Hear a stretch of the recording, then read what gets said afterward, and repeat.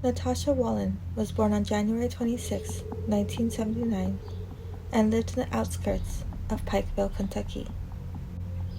Natasha received little to no support from the people who were supposed to care and guide her due to having an absentee father and an irresponsible mother. By the time Natasha was in middle school, she had become an outcast, being alienated from her fellow classmates due to what they called weird behavior. Natasha was suffering with anorexia and bipolar disorder that went mainly untreated since she did not have health insurance. In high school, Natasha was the victim of vicious bullying and harassment from her peers. Sadly, school officials ignored her cries for help. This all led to Natasha dropping out of high school her freshman year. At 17, Natasha married her longtime friend, Stephen Cornett. The marriage only lasted 6 months. This left Natasha psychologically and emotionally devastated.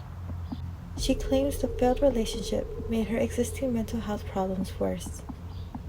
By the time she was married, Natasha embraced the goth lifestyle and was showing interest in the occult and witchcraft.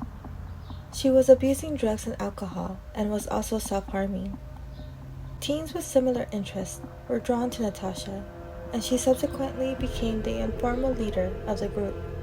On April 6, 1997, 18-year-old Natasha and 5 of her friends, Edward Dean Mullins, Joseph Lance Richner, Crystal R. Sturgill, Jason Blake Bryant, and Karen R. Howell, all took a drive in Joseph's Chevrolet in hopes of starting a new life in New Orleans, Louisiana. The night prior, Natasha rented a room at the Collie Motel to drink and smoke marijuana. However, the party got out of hand and the room was destroyed. Fearing possible criminal charges, the group decided to flee.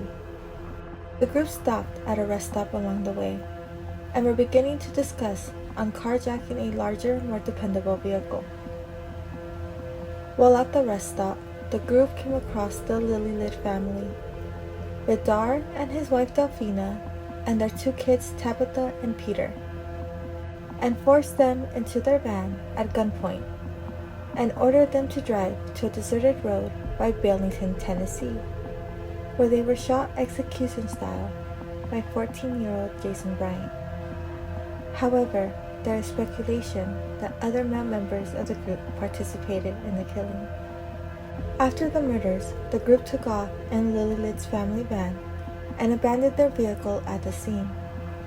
They changed their plans and were headed to Mexico. Not long after, police found Vidar and Delphina dead. Tabitha died on transport, and 2-year-old Peter was found alive, but badly wounded in a ditch. He was shot in his torso and eye, which left him permanently blind and disabled. 2 days after the shooting, the group was spotted and taken into custody by U.S. Customs and Immigration officials in Arizona.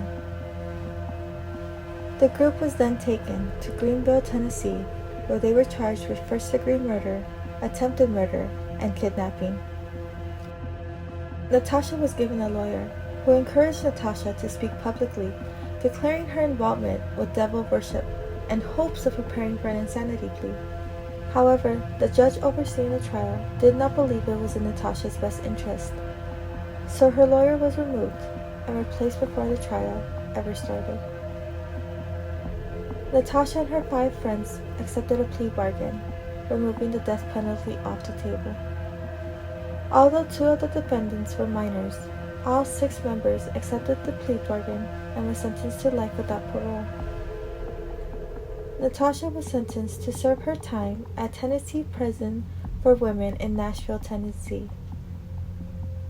In 2001, it was speculated that Natasha assisted fellow inmate Krista Pike on attacking a fellow prisoner named Patricia Jones. The duo is claimed to have nearly strangled Patricia with a shoelace. The Department of Corrections knew Natasha was involved with the attack, but there was insufficient evidence to charge her with aiding Pike. Do you think Natasha's life would be different if she had adequate care she needed at an early age? Or do you think she is a cold-hearted murderer who took the lives of innocent people? Let me know down below.